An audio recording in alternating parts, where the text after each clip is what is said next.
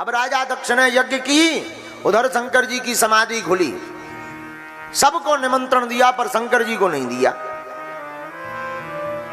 देवता निमंत्रण पा करके, अच्छा देवता भी बड़े चतुर, देवताओं को पता है कि शंकर जी को निमंत्रण नहीं है, पर जितने विमान है और भी जगह है वहां से ले जाओ। भाई कार का रास्ता हो तो चलो भाई रोड से 2-4 फुट ही नीचे जा सकते, पानी का जहाज थोड़ा मोड़ा और ज्यादा हो सकता, लेकिन हवा में चलने वाले, इन्हें कहा तो बहुत अच्छा है कहीं से भी निकाल दो। लेकिन देवता भी इतने चतुर के इन्हें पता है कि शंकर जी को निमंत्रण नहीं है, सो कैलाश ही पर्वत से लिए जा रहे विमान सब सू सू सू। हाँ, और पड़ोसी होते ही ऐसे, पड़ोसी हमेशा तोड़ने का काम करता है। और कई मित्र भी ऐसे होते हैं, जैसे उन्हें पता लग जाए मित्र को तुम्हें निमंत्रण नहीं मिला, वो तुम्हारे घर पे, अच्छा तुम्हें जाना नहीं है, वहां से निमंत्रण आया चलो, हम नहीं जाएंगे भैया, हमें निमंत्रण नहीं आया। अच्छा तुम्हें निमंत्रण नहीं आया, अरे राम उन्हें तुम्हें तो देना चाहिए था, तुम तो बहुत करीब थे, आज के दिन तो उन्हें भूलना नहीं चाहिए था, और उन्हें पता पहले से। अच्छा लो अब जब तुम्हें निमंत्रण नहीं मिला तो हम, तुम कहो तो हम ना जाएं। नहीं नहीं, अब कौन ऐसा होगा जो कहेगा तुम मत जाओ, तो वो व्यक्ति कहेगा नहीं नहीं तुम तो जाओ, तुम तो जाओ। अच्छा लो तो अब तुम कह रहे हो तो हम जा रहे हैं, नहीं तो हमारी भी अब इच्छा नहीं थी, जब तुम्हें नहीं जाना था तो हमारी भी इच्छा नहीं, लेकिन जैसे ही बाहर निकलते हैं वो व्यक्ति, वही व्यक्ति, और बाहर निकलते हैं तो दूसरे से फिर कहते हैं बड़े बने फिर रहे थे, करीबी ले निमंत्रण नहीं आओ, हम सो जी जा रहे। दुनिया अद्भुत है, हाँ इस संसार के लोग बहुत अद्भुत हैं, और संसार में तोड़ने का काम ज्यादा किया जाता, जोड़ने का काम कम करते। और देवता भी चाहते, देखो क्षमा करिएगा, संसार में ऐसा कौन है कि जो मजा ना लेना चाहता, देवता भी मजा ले रहे, देवता चाहते तो संधि करा देते, लेकिन ऐसे संसार में लोग होते हैं, कई लोग ऐसे होते हैं जो संधि कराते ही नहीं, उन्हें किसी को परेशान करने में मजा आता है। एक आदमी ऐसे ही गड्ढा में गिर गया, गड्ढा में 3 फुट का गड्ढा, बेचारो गिर गया वो आदमी, 3-4 फुट का छोटा आदमी था, हमारे जैसे ये बेंजो बाला केन बराबर छोटो, छोटा आदमी बेचारा। अब गड्ढा से निकले ना तो लोगों को इशारों करेंगे भाई उठा उठा उठा उठा, कोई नहीं। एक व्यक्ति आया गड्ढे में कूद गया, तो जो व्यक्ति गिर पड़ा था पहले से ही, उसने कहा आप बहुत भले आदमी हो, आप हमें बचाने आ गए, आपकी जय हो बे, अब हमें बाहर निकालो। तो वो व्यक्ति बोला हम बाहर निकालने नहीं आए। बोले फिर? बोले दरअसल हम कवि हैं, कवि। तो बोले कवि हैं तो?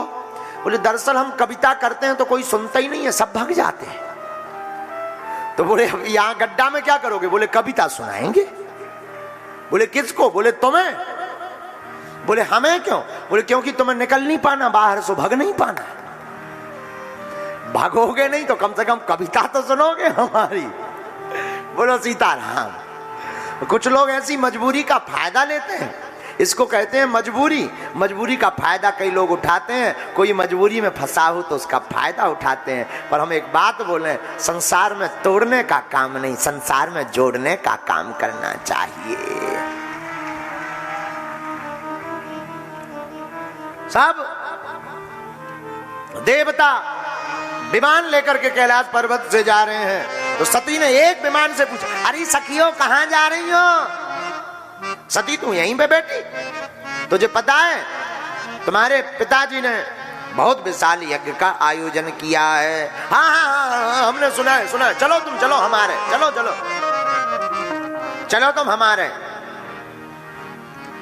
सती की बात मान करके सब गंधर्वियां चली जा रही। अब माता सती भोले बाबा के पास आई। पिता जग सुनी कछु हरसानी। पिता के घर पर यज्ञ को सुनकर के माता सती आज पहली बार हर्षित भई, क्योंकि भोले बाबा ने परित्याग कर दिया। तो पिता के यहां यज्ञ सुनकर के प्रसन्नचित्त भई। शंकर जी के पास आई, चरणों को दबाने लगे। भोले बाबा बोले देवी आज बड़ी सेवा हो रही, क्या गड़बड़ है? तो श्री सती जी कहती महाराज हम स्त्रियों का तो धर्म ही है पति के चरणों की सेवा करना, तो हम अपना पत्नी होने का फर्ज निभा रहे। और एक बात बोले, जिस दिन तुम्हें बार बार मीठी मीठी चाय के लिए घर में पूछा जाए, बार बार बादाम का हलवा खिलाया जाए, बार बार तुम्हारा स्वागत किया जाए, समझ जाइयो या तो गलवा कटने या जेब। बोलो सीताराम, जोर से बोलो। हाँ, जितने भी पुरुष विवाहित हैं ये हमारा सूत्र बांध लें, जब भी तुम्हें बार बार चाय के लिए पूछा जाए समझना गड़बड़ है। हाँ, नहीं तो कहने कहने पे नहीं बनाता।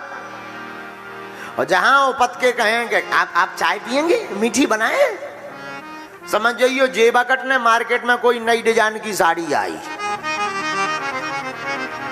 बोलो सीताराम, जोर से बोलो।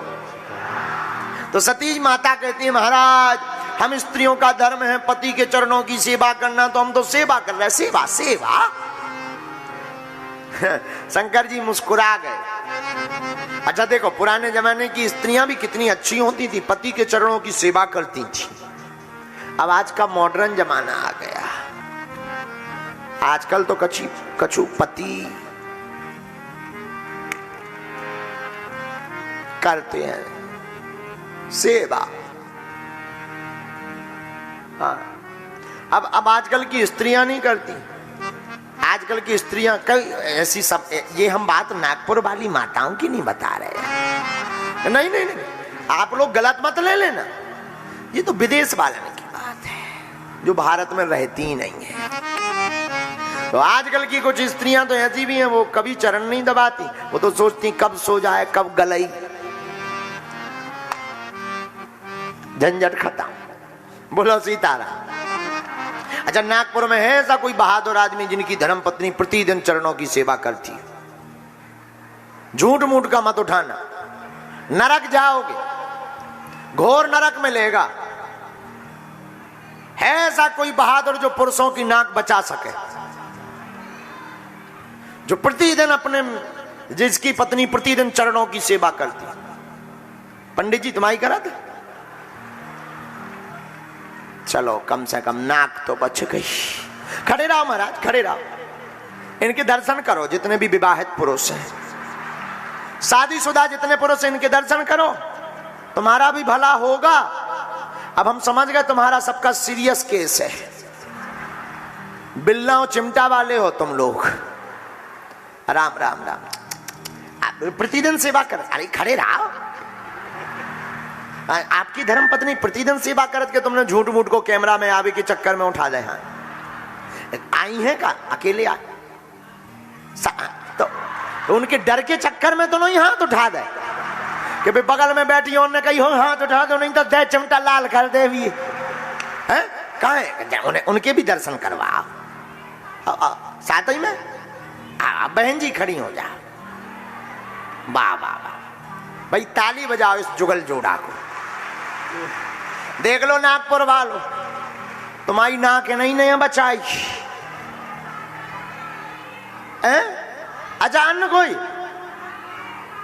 अच्छा परिवार भी है, पूरा परिवार है।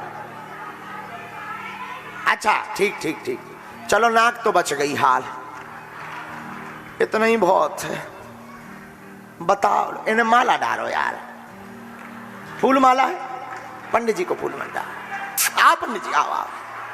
नहीं नहीं नहीं, ये बहादुर आदमी। हाँ ठीक है, नहीं लेकिन अगर प्रतिदिन सेवा करते हैं इनकी तो चरणों में बहुत अच्छा। अरे तो फिर भी लेकिन उनकी सेवा तो करत घर वाली, नाक तो बच गई। डालो, फिर भी नाक तो बचाइए ना। इतना ही हो, डाल दो डाल दो डाल दो। जय हो जय हो जय। लो बताओ, एक जने करे 1 लाख आदमी में 1% ही करे आहुति। राम राम राम। विराजो पंडित जी, भाग्यशाली हो, बहुत भाग्य चौके हैं। आपने नहीं कौन सी कुंडली दिखवा के विवाह करवाओ तो। अच्छा, जिनने तुम्हारी पंडित जी, जिनने तुम्हारी भावना पड़ी हो उनको पंडित जी को नाम हमें भी बता दइयो। मतलब हमारे काम में नहीं आए, और जो भी आते हैं हम उन्हें बता देंगे कि इस प्रकार से भावर पढ़वाओ। बोलो सीताराम, जोर से बोलो। माता सती भोले बाबा के चरणों की सेवा करती। किसकी है? भोले बाबा के। भोले बाबा कहते देवी आज सेवा इतनी क्यों? तो माता सती कहती महाराज हम स्त्रियों का धर्म है सेवा करना, हम सेवा कर रहे हैं। अब शब्द शैली सुनना माता सती। महाराज आपको पता है क्या क्या आपकी ससुराल में आपके ससुर जी ने एक बहुत बड़े यज्ञ का आयोजन किया है। तो शंकर जी बोले एक बात बताओ, कोई चिट्ठी आई, बुलौआ आया, निमंत्रण आया? सती जी बोली महाराज निमंत्रण तो नहीं आया पर कोई डाक गड़बड़ा गई होगी। चिट्ठी तो जरूर आई होगी, डाक गड़बड़ा गई होगी। आज तक शंकर जी जो ब्रह्म सभा की बात को छिपाए रखे, आज बताना पड़ा। ब्रह्म सभा हम सन दुख माना, ही ते आ जाऊं करही अपमान।